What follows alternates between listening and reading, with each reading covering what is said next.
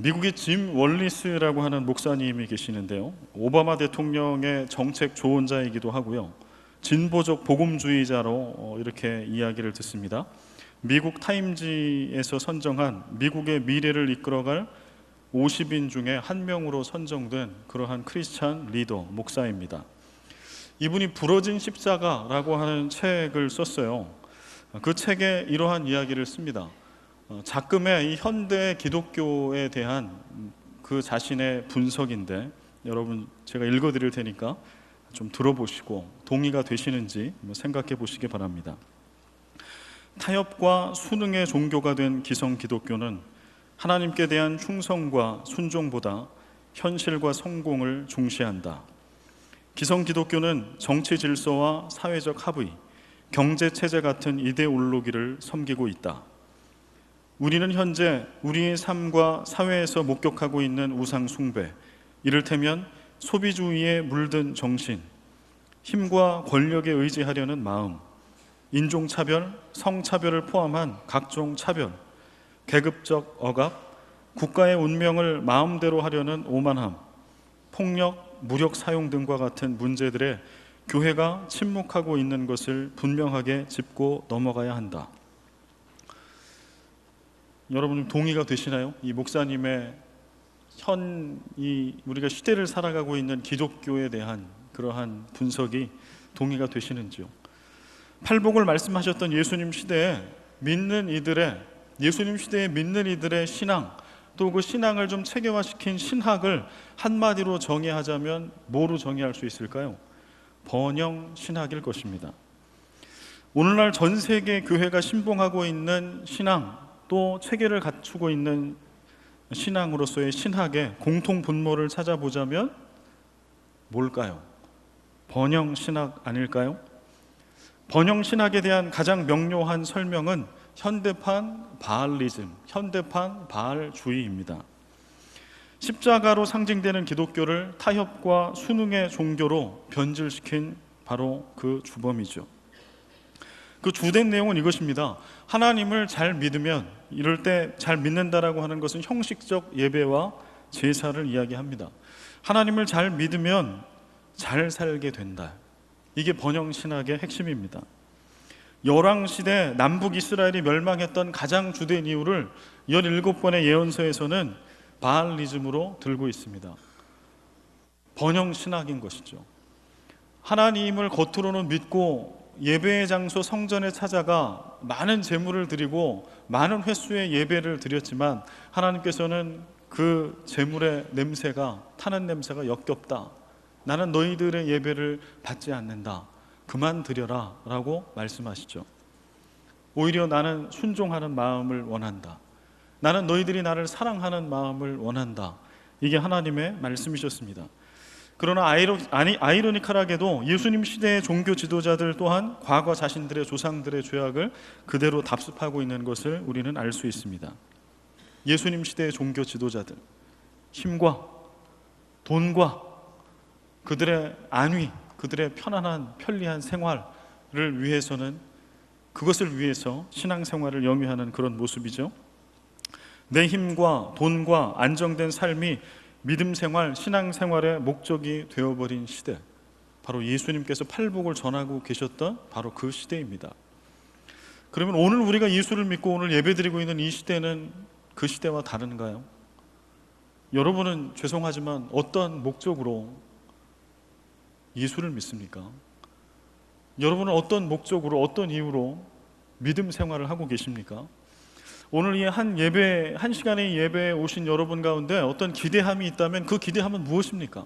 이 예배를 하나님께 잘 구별하여 드려서 여러분은 무엇을 얻기를, 무엇을 맛보기를, 어디에 도달하기를 원하십니까? 그런 시대에 익숙해져 있던 제자들과 무리들을 향해 예수님께서는 팔복의 7번째, 8번째 복을 외치고 계시는 겁니다.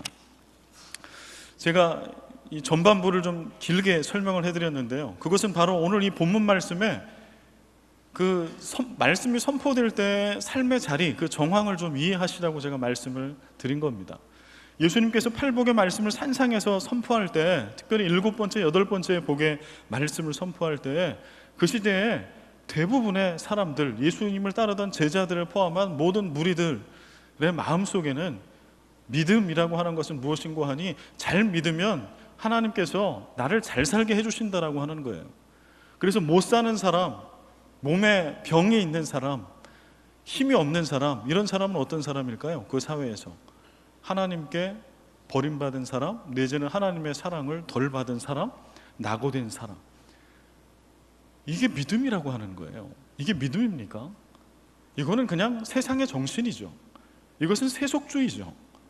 이것은 성경의 이야기가 아닌 것이죠. 하나님의 속성일 수가 없죠. 하나님의 뜻일 수가 없죠. 오늘 본문 말씀 9절과 10절의 말씀에 보면, 화평하게 하는 자는 복이 있나니 그들이 하나님의 아들이라 일컬음을 받을 것이며, 10절, 의를 위하여 박해를 받은 자는 복이 있나니 천국이 그들의 것임이라 라고 쓰고 있습니다. 여기에 일곱 번째, 여덟 번째 그 복의 내용을 쓰고 있어요. 하나님의 아들이라 일컬음을 받을 것이다, 천국이 그들의 것입니다. 하나님의 아들이라 일컬음을 받을 거라는 말씀과 천국이 그들의 것이다 라고 하는 말씀은 사실 같은 말씀입니다. 왜 그럴까요? 천국은 누구의 것인가요?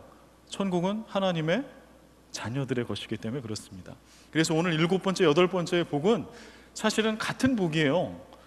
우리가 죽어서 가는 하나님의 나라뿐만 아니라 이 땅에 살아가는 우리 삶의 자리, 세상의 한 복판에서 하나님의 나라를 살아가게 되는 그런 복을 누리게 될 것이다. 이게 바로 일곱 번째, 여덟 번째 복의 내용입니다. 여러분, 놀랍지 않습니까? 하나님의 나라를 죽어서 가는 것도 감사한데요, 우리가 살아가는 이 삶의 자리, 특별히 전혀 하나님의 나라와는 동떨어져 있는 것처럼 보이는 이 부조리하고 불합리하고 불의한, 불평등한 이 세상 가운데 살아갈 때에 하나님의 나라를 살아갈 수 있다라고 하는 거예요. 이것은 기적이죠.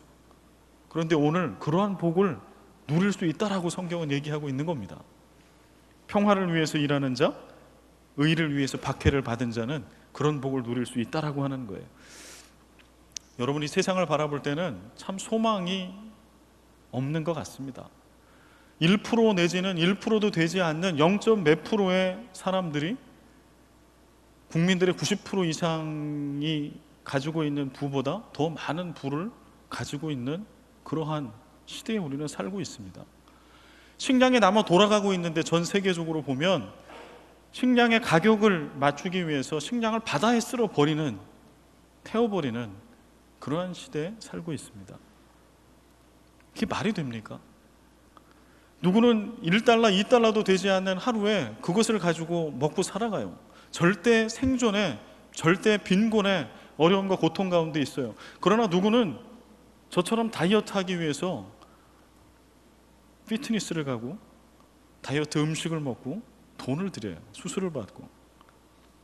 이건 뭔가 잘못된 거죠. 근데 이러한 세상을 우리가 살아가고 있는데, 이럴 때 우리는 어떻게 예수를 믿어야 할까요? 팔복의 말씀을 듣고 있던 당시의 제자들과 유대인들은 아마 우리가 흔히 얘기하는 멘붕 상태가 됐을 겁니다. 이게 무슨 얘기야? 평화를 위해서 일하는 자가 복이 있어? 의를 위해서 핍박을 받는 자가 복이 있어? 자기 거 뺏기고 갇히고 얻어 터지고 손해보는데, 그래서 아픈데 이게 어떻게 복이 되지? 그게 어떻게 하나님의 나라지? 오늘 화평하게 하는 자, 복이 있다라고 하는데, 화평이라고 하는 뜻을 우리는 좀 알 필요가 있습니다. 화평하게 하는 자의 의미를 우리는 좀 새롭게 정의할 필요가 있습니다. 화평은 평화입니다. 성경에 평화라고 하는 단어를 여러 한글 단어로 써요. 화평, 평화, 평안, 화목, 다 평화입니다. 헬라어로는 에이레네, 히브리어로는 우리가 잘 아는 샬롬. 그래서 인사할 때 아랍적에는 지금도 샬롬 이렇게 인사하잖아요. 샬롬, 평화죠. 이것을 좀 우리말로 정리를 해보면, 부족한 것이 조금도 없는 완전하고 완벽한 상태, 이게 바로 평화입니다. 부족한 것이 전혀 없는 완전하고 완벽한 상태. 그래서 돈이 없어요. 뭐가 부족한 거예요? 돈이 부족한 거죠. 그럼 평화가 깨지는 겁니다. 빵이 없어요. 뭐가 부족한 거예요? 빵이 없어요. 그럼 평화가 깨지는 거예요. 이런 거죠. 그 다음에 화평하게 하는 자라고 성경이 쓰고 있는데, 화평하게 하는 자는 그러면 어떤 사람을 얘기하는 걸까요? 화평하게 하는 자는 평화주의자를 말하지 않습니다. 화평하게 하는 자는 평화를 사랑하는 사람을 얘기하지 않아요. 평화라고 하는 단어를 많이 얘기하는 사람을 얘기하지 않습니다. 화평하게 하는 자는 평화롭지 못한 세상 가운데 자신의 평화를 희생시켜 이 세상의 평화를 만들어내는 사람을 이야기합니다. 평화는 문제를 피한다고 오지 않아요. 전쟁을 피하고 무기 드는 것을 피하면 평화가 올까요? 그렇지 않습니다. 평화로 가는 길이 고통스럽더라도 문제를 능동적으로 직면하여 평화를 만들어갈 때 진정한 평화는 오게 되어 있습니다. 그래서 화평케 하는 자의 삶은 결코 평화로울 수가 없어요. 이게 아이러니컬해요. 화평하게 하는 자, 평화를 만드는 자의 삶은 결코 평화로울 수 없다라고 하는 거예요. 이게 무슨 말인가 좀 의아하십니까? 제가 예를 들어 설명해 보겠습니다. 우리 조국 대한민국의 민주주의 역사를 우리는 알고 있습니다. 4.19 학생혁명, 5.18 민주주의 운동으로 대표되는 민주주의의 운동들. 저는 70년생입니다. 그래서 4.19 혁명 내지는 60년대에 있었던 민주화 운동은 저는 경험해 보지 못했습니다. 그러나 80년대에 있었던 민주화 운동은 경험해 보았습니다. 저도 시위 대열의 끝자락에 비겁하게 좀 서 있었던 적이 있었기 때문에 그렇습니다. 얼마나 많은 평화를 위해, 민주주의를 위해 희생한 사람들이 우리 대한민국 조국의 역사 속에 있었을까요? 심지어는 죽은 사람도 있었습니다. 끌려가서 고문을 받았던 자들도 있습니다. 학업을 포기해야 됐던 자들도 있었고 감옥에 갇혀야 됐던 자들도 있었습니다. 제가 알기에 필리핀도 동일한 역사를 가지고 있습니다. 민주주의와 자유를 얻기 위해서 수많은 사람들의 피와 수고와 땀과 눈물이 있었던 것이죠. 누군가는 피를 흘렸습니다. 누군가는 아팠습니다. 누군가는 갇혔습니다. 그 사람들이 평화로운가요? 그 사람들이 평화로울까요? 그렇지 않아요. 그러나 우리는 그 사람들을 뭐라고 얘기해요? 화평하게 하는 자라고 얘기합니다. 마치 예수님처럼. 예수님의 삶은 결코 평화롭지 못했습니다. 예수님의 삶은 고난의 삶, 가난한 삶, 오해받고 억압받았던 삶, 비참한 삶, 인정받지 못했던 사회적으로 그러한 삶, 뭔가 부족한 삶, 결핍된 삶. 그러나 그 예수님을 통해 우리는 평화를 누립니다. 의를 위해서 박해를 받은 자, 성경은 그렇게 얘기하는데요. 의는 무엇일까요? 하나님과의 바른 관계를 의미합니다. 여기서 박해를 받은 자라고 쓰고 있는데, 이게 박해를 받은 자라고 하는 게 참 한글로는 약간 어색합니다. 여러분 어색하지 않아요? 박해를 받았던 자도 아니고 지금 현재 박해를 받고 있는 자도 아니에요. 현재도 아니에요. 뭔가 애매해요. 이거 현재예요? 과거형이에요? 애매한 형이죠. 왜냐하면 이게 헬라어로는 다른 시제를 가지고 있어요. 우리 한글로 표현할 수 없는 시제를 가지고 있습니다. 그 시제의 내용을 담으면 박해를 받은 자라고 하는 것은 이런 뜻이에요. 과거에 박해를 받아서 그 박해의 결과가 오늘 현재 나의 삶에 계속 영향을 미치고 있는 상태를 얘기합니다. 이게 박해를 받은 자입니다.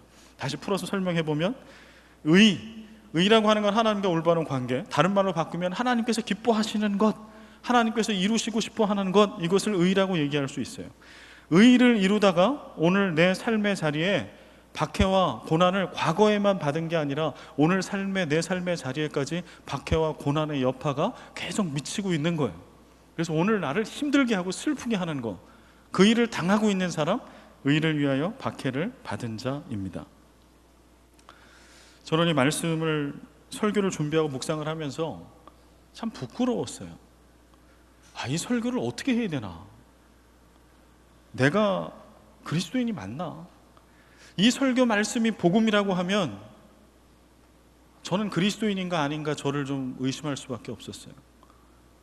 내가 내 평화, 내가 가지고 있는 편안함, 뭔가 밸런스를 다 갖추고 있는 것, 그냥 여기에서 안주하고 누리고 싶은 것, 그런데 그것을 꿰뜨려서 쪼개서 누군가의 평화를 만들어낸 적이 있나? 여러분 그런 적 있으십니까? 여러분 이미 평화로운 상태예요. 부족한 게 없어요. 그런데 여러분의 것을 떼어내는 거예요. 깨뜨리는 거예요. 평화를 깨뜨리는 거예요. 내 평화를 깨뜨려 그의 평화, 공동체의 평화, 내가 몸담고 있는 사회와 세상의 평화를 만들어 나가는 거예요. 예수님은 그것을 얘기하고 있어요. 그게 바로 그리스도인이라고, 그렇게 사는 것이 복되는 거라고 얘기합니다. 그러나 그런 삶을 죄송하지만 잘 살지 못했습니다. 의가 하나님의 뜻이라고 하면 하나님의 뜻을 위해서 과거에 일시적으로 한 번이 아니라 오늘까지 내 마음이 아파요. 오늘까지 손해보고, 오늘까지 괴롭고, 오늘까지 슬퍼요. 여러분 그런 적이 있으십니까?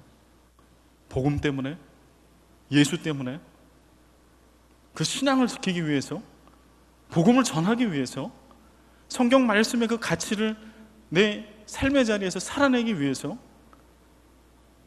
그래서 박해를 받으신 적이 있던가요? 그래서 이 팔복의 7번째, 8번째 말씀을 읽고 묵상하다 보면 자꾸 부딪혀요. 괴로워요, 마음이. 왜냐하면 나는 그렇게 살지 못했거든요. 옛날에 크리스찬들을 박해하던 그 시절, 내지는 오늘날도 크리스찬들을 박해하고 예수 믿는 것이 생명, 생사의 고락을 왔다 갔다 하는 경계선을 넘어야 되는 그런 지역에 있지 않기 때문에 우리가. 그래서 이거는 남의 얘기 같아요. 정말 그런 걸까요? 우리는 정말 세상을 화평하게 하는 평화를 만들어내는 삶을 살 수 없는 걸까요? 우리는 하나님의 뜻을 위해서 오늘 손해보며 고난받으며 슬픔 가운데 거하는 그 삶을 우리는 선택할 수 없는 걸까요? 그렇지 않습니다. 충분히 적용할 수 있습니다. 충분히 우리의 삶의 자리에 언어로 우리가 만들어낼 수 있습니다. 여러분에게 부탁을 드립니다.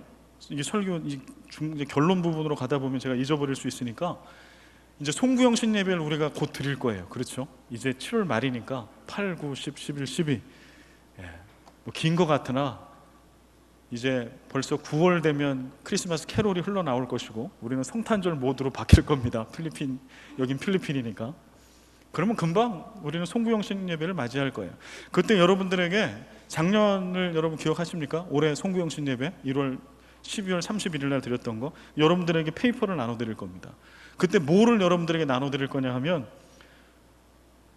내가 화평하게 하는 일, 세상을 위해서 화평하게 하는 일을 내가 뭘 했는가, 그거를 좀 돌아보며 쓰는 날을 가질 거예요. 하나님의 뜻을 위해서 내가 박해와 고통과 아픔과 슬픔을 겪었던 일은 뭐가 있는가, 나는 하나님의 어떠한 뜻을 이루어드리기 위해서 나는 어떠한 고통과 박해와 손해를 내가 겪었는가, 그런 거를 쓰는 난을 만들고 그런 페이퍼를 여러분에게 나눠드릴 겁니다. 송구영 신예배 때. 그리고 1월 첫 주에도 데스크에 놔드리겠습니다. 오늘 이 설교 말씀을 듣고 여러분 적용하십시오. 설교자가 이 설교를 준비할 때 고민되는 것 중에 하나는 어디까지 적용할 수 있는 말씀을 드릴 건가가 참 고민돼요. 그래서 어떨 때는 좀 구체적으로 딱 살아낼 수 있는 말씀을 딱 이렇게 해가지고 이렇게 사십시오라고 드릴 때도 있어요. 그러나 오늘 말씀은 그렇게 드릴 수가 없어요. 그래서 성경 말씀의 뜻을 저는 헤아려서 여러분들에게 펼쳐서 결론까지 여러분들에게 보여드릴 겁니다. 그 다음에는 여러분들 몫입니다. 어떻게 나는 세상에 뭔가 부족하고 깨진 그러한 영역, 어떤 사람, 어떤 공동체, 어떤 나라, 어떤 일을 향해서 갈 건가. 그래서 그 중심에 서서 그 부족함을, 내 평화를 깨어가면서 그리스도의 평화로 채울 건가요? 나는 어떤 일, 어떤 사람, 어떤 나라, 어떠한 단체를 위해서 고난받고 박해받고 아플 것인가, 그걸 감당할 것인가. 여러분 그것을 오늘 설교 말씀을 듣는 내중에도 생각하시고 듣고 나서 적으십시오. 여러분 각자 직업이 다르고 삶의 자리가 다르기 때문에 전혀 다를 거예요. 그리고 그것을 한번 살아내 보십시오. 그리고 연말에 송구영 신예배 때 써보십시오. 그리고 감격하십시오. 하나님, 내가 이렇게 살았습니다. 그래서 제가 좀 아프고 힘듭니다. 그러나 그것이 제게 은혜입니다. 그것이 제게 평화이고 제가 하나님의 자녀가 된 증거입니다. 하나님 감사합니다. 그런 그리스도인이 하나 둘 더 늘어날 때 교회는 정말 교회다워질 거예요. 아마 마닐라 새생명교회를 오래전부터 다니셨던 분들, 내지는 마닐라 새생명교회를 택할 때 아마 이런 이유 때문에 우리 교회에 오신 분들이 계실 거예요. 어떤 이유인가 하니 교회다운 교회를 다녀보고 싶은 마음, 교회다운 교회, 시대를 깨우는 교회, 그런 교회를 다녀보고 싶고 세워보고 싶은 마음.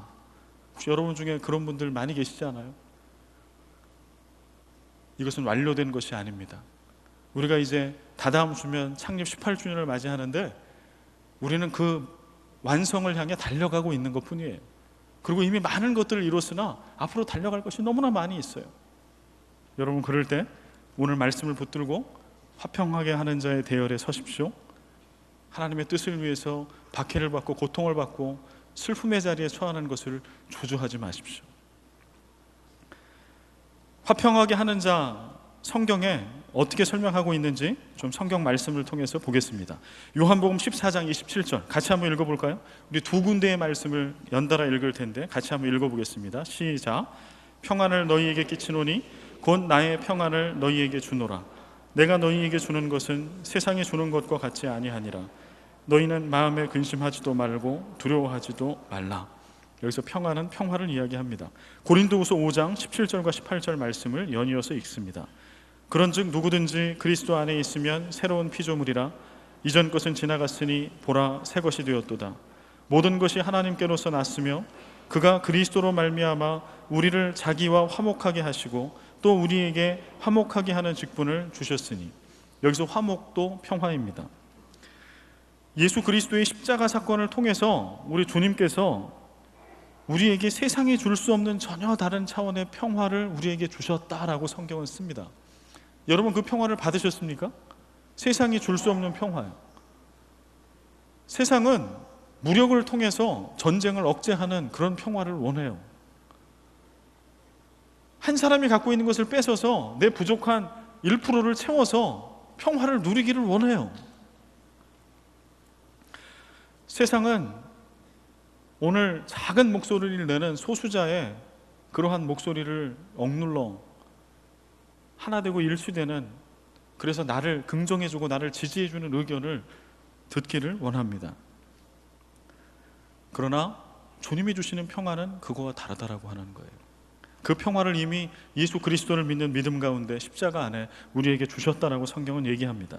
그리고 고린도후서 5장의 말씀에 보면 두 가지 평화를 얘기합니다. 이거 잘 들으십시오.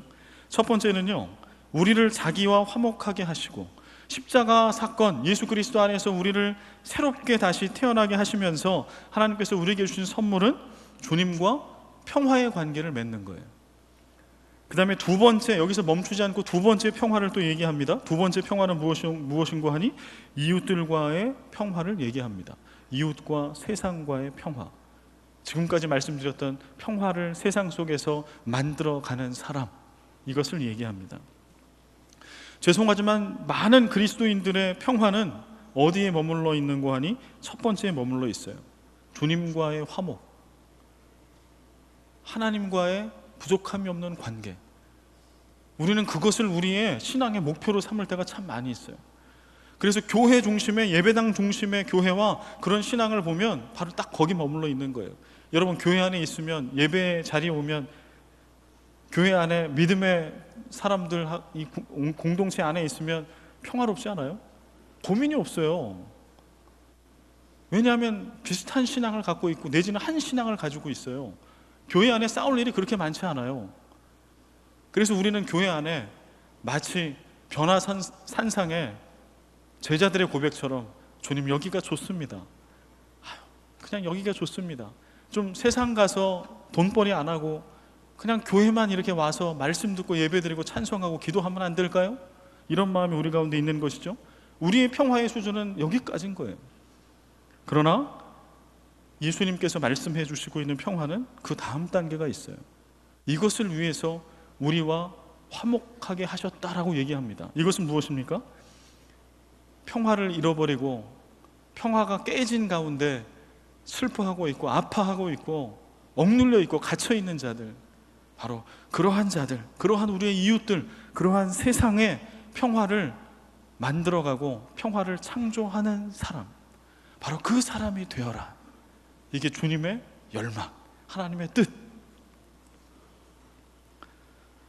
여러분은 지금 어디에 머물러 있습니까? 여러분의 평화는 어디까지입니까? 팔복의 말씀은 산상수훈 산상보훈의 맨 앞에 머리에 있는 말씀입니다. 이것이 5장에서 시작해서 7장까지 기록되어 있습니다. 오늘 팔복 이후에 나와 있는 산상수훈의 말씀 중에 화평케 하는 자, 의를 위하여 박해를 받은 자의 모습을 표현하고 있는, 묘사하고 있는 여러 구체적인 말씀이 있습니다. 오른뺨을 치면 왼편도 돌려대는 자, 송사하여 속옷을 가지고자 하는 자에게 겉옷까지 주는 자, 구하는 자에게 주며 구고자 하는 자에게 거절하지 않는 자, 원수를 사랑하며 핍박하는 자를 위하여 기도하는 자, 다른 사람을 비판하지 않는 자, 오히려 자기 눈 속에 있는 들보, 약점, 허점, 죄를 먼저 빼내는 자. 제가 이 대목을 준비하면서 또 저에게 많은 찔림이 됐어요. 이게 제가 제대로 하고 있는 게 하나도 없더라고요. 오른뺨을 치면 왼편을 돌려댈 수 있습니까? 이거는 비유의 말씀이 아닌 겁니다. 진짜 내 오른뺨을 딱 때리는 것처럼 그렇게 나를 때리는 거예요. 누군가 뺨을 때리는 것보다 더 아프게 오늘 나를 공격하는 거예요. 내 상처, 내 약점, 내 자존심, 내 허점 그냥 푹 찌르는 거예요. 들어와서. 사실은 부부 생활하면서도 요즘엔 잘 그렇게 안 하지만 철없던 시절에는 많이 그랬던 것 같아요. 사랑하는 아내의 허점을 푹 찔러서, 그의 약점을 찔러서 내가 이긴 승리자가 되는 쾌감을 누려보는 것. 사랑에 있어서 언제나 더 많이 사랑하는 쪽이 진다라고 하는 것을 몰랐을 때 말이죠. 여러분은 이렇게 사십니까? 누가 나를 푹 찌르고 푹 때릴 때 다른 쪽도 갖다 대고 있습니까? 누가 나에게 구하고 꿔달라고 할 때 어떻게 하나요? 이 말씀도 참 많은 찔림이 됐습니다. 저는 목사이기 때문에 목사한테 꿔달라고 오시는 분들은 거의 없어요. 제가 필리핀에 와서 그런 적은 없었습니다. 그러나 제가 주중에 목양실에 있으면요, 참 힘들고 어려운 분들이 종종 오십니다. 그럴 때 거절했던 몇 번이 생각이 나더라고요. 꿔달라고 할 때, 달라고 할 때 줘야 하는 건데. 그러나 제 안에는 합리적인 마음이 있었어요. 이거를 주는 것이 그에게 유익한 것이 아니라 그를 스포일시키는 거라고. 그래서 이걸 주지 않는 게 맞다고. 내가 언제까지 그걸 다 줄 수 있겠냐고. 그러나 틀린 생각이에요. 원수를 사랑하며 핍박하는 자를 위해서 기도하는 자는커녕 회의석상에서 동역을 하다가 내 의견에 동의하지 않고 반기를 드는 그 동역자를 바라볼 때 제 가운데는 분노가 오르죠. 그는 내 적이라고. 그가 왜 그렇게 얘기하는지를 모르겠다고. 나를 비판하는 분들을 향해서 마음이 편했던 적이 한 번도 없었던 것 같습니다. 내 눈 속에 내 안에 있는 허점과 약점을 바라보기보다는 상대방의 허점과 약점을 지적하고 고쳐주기를 즐겨 했던 것 같습니다. 화평하게 하는 자의 모습이 아닌 거죠. 의를 위해서 박해받는 자의 모습은 적어도 아닌 것이죠. 이런 저의 부족한 모습 때문에 얼마나 많은 교우들이, 동역자들이, 후배 교육자들이 자빠 넘어졌을까요? 이것은 저의 문제입니까? 이것은 저만의 문제입니까? 여러분은 어떻게 예수를 믿고 어떻게 살아오고 계십니까?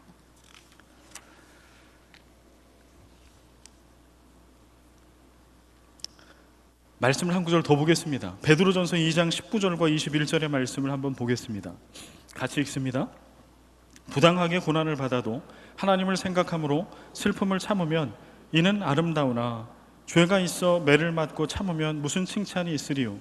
그러나 선을 행함으로 고난을 받고 참으면 이는 하나님 앞에 아름다우니라.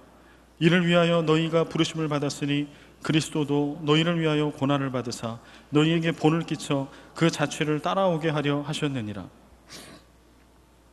여기 아름답다라고 하는 표현이 두 군데가 나와요. 여러분, 아름다운 사람이 되고 싶지 않습니까? 저는 되고 싶은데요. 남자는 뭐 멋있어야 되나? 남자도 아름다우면 좋지 않아요? 여기서 그냥 예쁘다를 얘기하는 게 아니에요. 아름답다, 아름다운 사람. 우리는 아름답기 위해서 얼마나 많은 노력을 하나요? 우리 자매님들, 오늘 이 예배당에 나오시기 위해서 얼마나 아름답게 보이시기 위해서 치장을 하시고 변장을 하시고 오셨습니까? 죄송합니다. 그리고 감사합니다. 노력을 해주셔서. 꾸미는 거는 나를 위해서가 아니라 그를 위해서 해주는 거죠. 우리는 누군가에게 아름답게 보이기 위한, 예쁘게 보이고 완전하고 완벽하고 멋있게 보이기 위해서 노력해요. 그러나 오늘 베드로전서의 말씀에 보면 미의 기준이 뭔가 좀 잘못된 거예요. 크리스찬들의 미의 기준은 바뀌어야 합니다. 오늘 베드로전서 2장 19절에 이렇게 얘기해요. 부당하게 고난을 받아도 억울해도 하나님을 생각함으로 슬픔을 참으면 이는 아름답다. 아름답다. 세상의 아름다움은 꾸미는 걸로, 성형하는 걸로, 치장하는 걸로 온다고 칩시다. 성경이 얘기하는 아름다움은 달라요. 뭐라고요? 부당하게, 억울하게, 고난을 받아도, 욕을 받고, 인정을 못 받고, 핍박을 받고, 내침을 당하고 배신을 당할지라도, 손해를 볼지라도 하나님을 생각함으로 그 슬픔을 참으면 이는 아름답다. 여러분, 우리 크리스찬들이 이런 아름다운 사람이 될 수는 없을까요? 이렇게 아름다운 사람이 될 수 있다면 이게 복이 아니고 무엇일까요? 이 아름다운 사람이 하나님의 자녀가 아니면 누구일까요? 이 아름다운 사람은 믿지 않는 사람들이 볼 때도 아름다운 사람 아닐까요?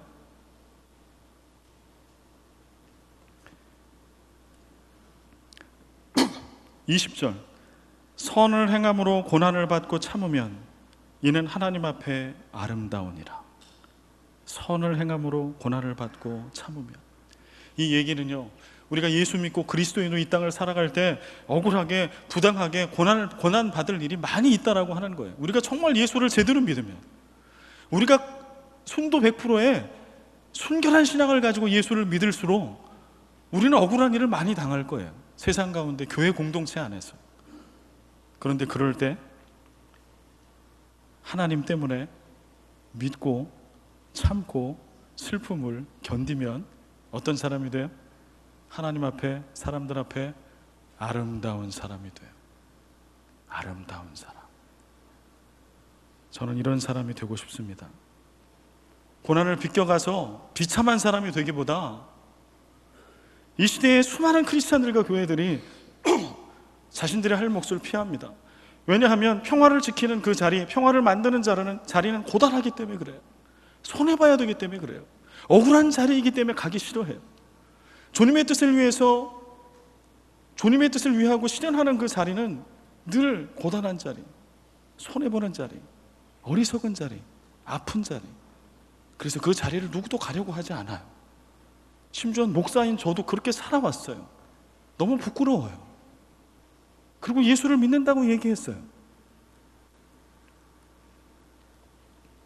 그리고 아름답기를 원했어요. 성도들이 볼 때, 심지어는 교회 바깥에 있는 사람들이 볼 때 저를 보고 야, 참 멋있는 목사다, 이런 얘기를 해주기를 원했어요. 어리석죠. 오늘 21절의 말씀에 보면 이런 말씀이 있습니다. 베드로전서 2장 21절. 이를 위하여 너희가 부르심을 받았으니 그리스도도 너희를 위하여 고난을 받으사 너희에게 본을 끼쳐 그 자취를 따라오게 하려 하셨느니라. 예수님의 십자가의 고난이 우리들에게 본을 보여주시기 위함이래요. 어떤 본일까요? 여러분, 평화, 아까 말씀드렸죠? 평화를 만드는 자, 의를 위하여 박해를 받은 자는 일상이 평화롭지 못해요. 행복하지 못할 수 있어요. 예수님이 그러셨어요. 사실은 예수님의 인생이 그랬어요. 예수님의 십자가가 그랬어요. 성경은 예수님의 십자가를 저주받은 자, 나무에 달린 자는 모두 다 저주받은 자라고 하는 구약의 말씀대로 예수님이 저주받은 자의 대열에 스스로 껴있다라고 얘기합니다. 예수님은 고난의 자리에 계셨습니다. 예수님은 억울한 자의 자리에 계셨습니다. 예수님의 십자가의 죽음을 통해 예수님이 유익을 얻은 것은 0.001%도 없습니다. 누가 그 이익을 본 건가요?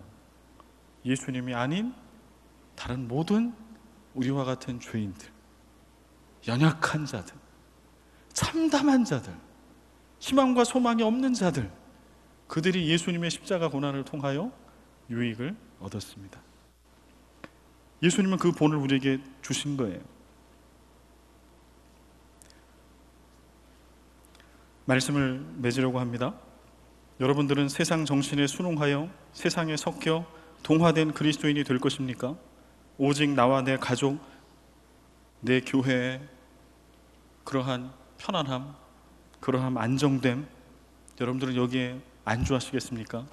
아니면 히브리서 11장 37절과 8절에서 얘기하는 것처럼 돌로 치는 것과 톱으로 켜는 것과 시험과 칼로 죽임을 당하고 양과 염소의 가죽을 입고 유리하여 궁핍과 환난과 학대를 받았으니 이런 사람은 세상이 감당하지 못하느니라.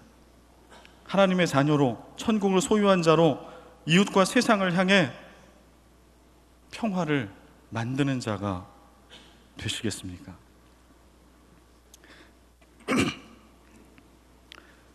로마서 8장 17절 18절 마지막 말씀을 여러분들에게 읽고 말씀을 맺으려고 합니다. 로마서 8장 17절과 18절입니다. 같이 한번 읽겠습니다. 시작. 자녀이면 또한 상속자 곧 하나님의 상속자요 그리스도와 함께한 상속자니 우리가 그와 함께 영광을 받기 위하여 고난도 함께 받아야 할 것이니라. 생각하건대 현재의 고난은 장차 우리에게 나타날 영광과 비교할 수 없도다. 여러분, 믿음의 우리 선배들 중에서요, 아까 말씀드린 산상보훈에 나와 있는 그러한 화평하게 하는 자와 의를 위하여 박해를 받은 자의 모습들이 이쪽 뺨을 내려치고 이렇게 나를 찔러도 다시 치라고, 나는 부족하다라고 그렇게 얘기하는 자, 남의 비판을 들을 때 겸손하게 수용하고 내 안에 부족한 것들, 죄악들, 단점들을 찾아내 그것을 주님 앞에, 공동체 앞에 내어놓고 나를 고쳐가는 자, 그러한 자 말이죠. 우리 믿음의 선배들 중에는 그런 분들이 있었습니다.